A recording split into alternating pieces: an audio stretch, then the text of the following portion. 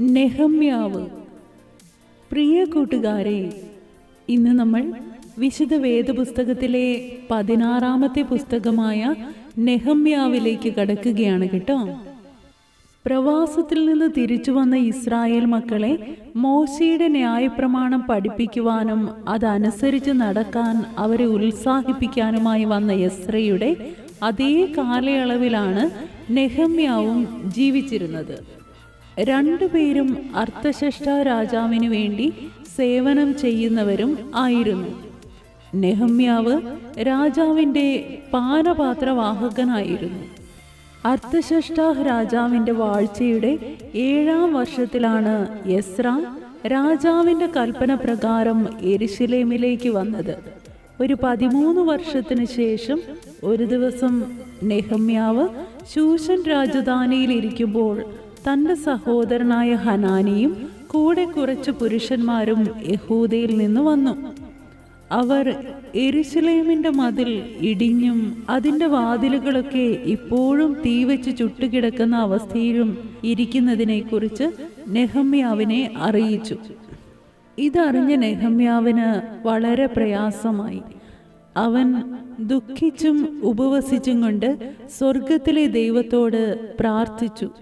ദൈവം നെഹമ്യാവിൻ്റെ പ്രാർത്ഥന കേട്ടു.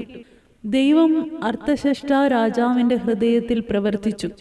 നെഹമ്യാവിൻ്റെ ആഗ്രഹത്തെക്കുറിച്ച് അറിഞ്ഞ രാജാവ് യെരുശലേമിൻ്റെ മതിൽ പണിയുന്നതിനുള്ള അനുവാദവും അതിന് സഹായം നൽകേണ്ട ആളുകൾക്കുള്ള എഴുത്തും കൊടുത്ത് നെഹമ്യാവിനെ യെരുശലേമിലേക്ക് അയച്ചു.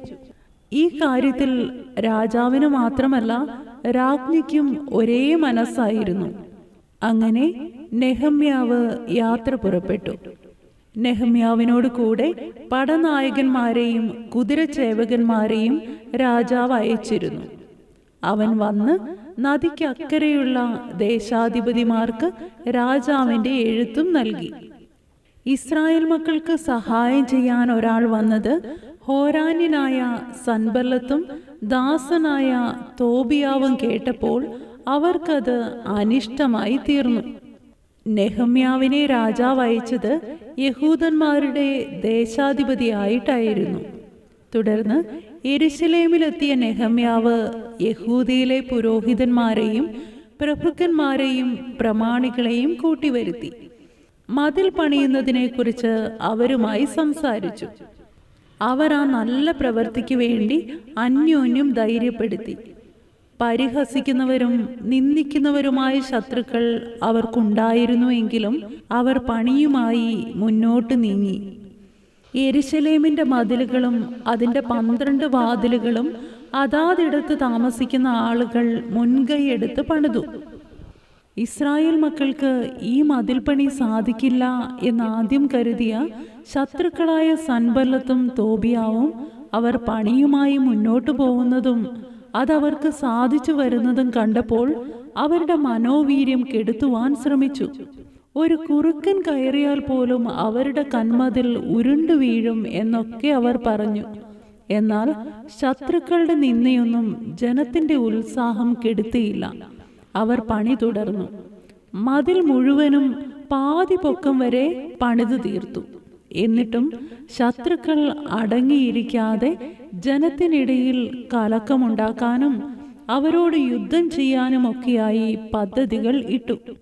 അവരുടെ നീക്കമറിഞ്ഞ നെഹമ്യാവും കൂട്ടരും ദൈവത്തോട് പ്രാർത്ഥിക്കുകയും ജനത്തെ ഉത്സാഹിപ്പിക്കുകയും ചെയ്തു.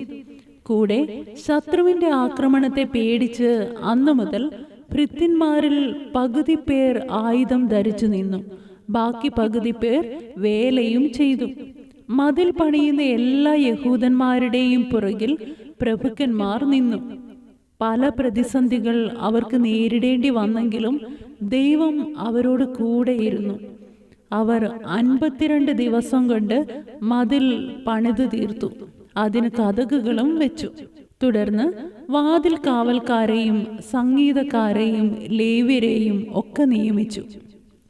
അങ്ങനെ സെരുബാബേലിന്റെ നേതൃത്വത്തിൽ ആലയവും നെഹമ്യാവിന്റെ നേതൃത്വത്തിൽ യെരുശലേമിന്റെ മതിലും പണിത് വാതിലുകളും വെച്ചതിന് ശേഷം എല്ലാ ഇസ്രായേലും സമാധാനത്തിൽ താന്താന്റെ പട്ടണങ്ങളിൽ താമസം തുടങ്ങി. പിന്നെ ഇസ്രായേൽ മക്കൾ ഒരു മനസ്സോടെ നീർവാതിലിന് സമീപമുള്ള വിശാല സ്ഥലത്ത് ഒന്നിച്ചുകൂടി. എസ്രാ ശാസ്ത്രി യഹോവ ഇസ്രായേലിന് കൽപ്പിച്ചു നൽകിയ മോശയുടെ ന്യായപ്രമാണ പുസ്തകം കൊണ്ടുവന്ന് അത് വായിച്ച് കേൾപ്പിക്കുകയും വായിച്ചത് ഗ്രഹിക്കാൻ തക്കവണ്ണം അർത്ഥം പറഞ്ഞു കൊടുക്കുകയും ചെയ്തു. തുടർന്ന് അവർ ന്യായപ്രമാണത്തിൽ എഴുതിയിരുന്നതുപോലെ 7 ദിവസം കൂടാര പെരുന്നാൾ ആചരിച്ചു. എസ്രാ ശാസ്ത്രി ആദ്യ ദിവസം മുതൽ അവസാന ദിവസം വരെ ജനത്തെ ന്യായപ്രമാണ പുസ്തകം വായിച്ചു കേൾപ്പിച്ചു. ജനമെല്ലാം വലിയ സന്തോഷത്തോടെ ഈ കാര്യങ്ങൾ ചെയ്യുകയും അവർ ദൈവത്തോട് സ്ഥിരമായൊരു നിയമം ചെയ്ത് പ്രഭുക്കന്മാരും ലേവ്യരും പുരോഹിതന്മാരും ചേർന്ന് അതിന് മുദ്രയിടുകയും ചെയ്തു. അതുകൂടാതെ അവർ ചുറ്റുമുള്ള ജാതികളിൽ നിന്ന് തങ്ങളുടെ പുത്രന്മാർക്ക് ഭാര്യമാരെ എടുക്കുകയില്ലെന്നും തങ്ങളുടെ പുത്രിമാരെ അവർക്ക് ഭാര്യമാരായി കൊടുക്കുകയില്ലെന്നും ദേശത്തിലെ ജാതികൾ ശബ്ബത്തിൽ ചരക്കോ ഭക്ഷണ സാധനങ്ങളോ വിൽക്കാൻ കൊണ്ടുവന്നാൽ അത് മേടിക്കുകയില്ലെന്നും 7-ാം സംവത്സരം വിമോചന സംവത്സരമായും എല്ലാ കടവും ഇളച്ചു കൊടുക്കുമെന്നും ശപഥവും സത്യവും ചെയ്തു. തുടർന്ന് നെഹമ്യാവിന്റെ നേതൃത്വത്തിൽ ജനം തങ്ങളുടെ ദശാംശം ലേവ്യർക്ക് നൽകുമെന്നും ലേവ്യർ ആ ദശാംശം ദൈവത്തിന്റെ ഭണ്ഡാരഗൃഹത്തിന്റെ അറകളിൽ കൊണ്ടുചെല്ലണമെന്നും തീരുമാനമെടുത്തു. ആലയത്തിന്റെ ഉപകരണങ്ങളും അവശ്യവസ്തുക്കളും ദശാംശവുമൊക്കെ സൂക്ഷിക്കുന്നതിനുള്ള അറകളും ദൈവാലയത്തിന്റെ പ്രാകാരങ്ങളിൽ ഒരുക്കിയിരുന്നു. അങ്ങനെ ഏകദേശം 12 വർഷങ്ങൾ പിന്നിട്ടപ്പോൾ നെഹമ്യാവ് പാർസി രാജാവിന്റെ അടുത്തേക്ക് തിരിച്ചുപോയി. ആ സമയത്ത് നെഹമ്യാവിന്റെ സഹോദരനായ ഹനാനിയും കോട്ടയുടെ അധിപതിയായ ഹനന്യാവിനെയും യെരുശലേമിന് അധിപതികളായി കാര്യങ്ങൾ നോക്കാൻ ഏൽപ്പിച്ചിരുന്നു. എന്നാൽ നെഹമ്യാവിന്റെ അസാന്നിധ്യത്തിൽ അവർ ചെയ്ത നിയമവും ശപഥവും എല്ലാം മറന്നു.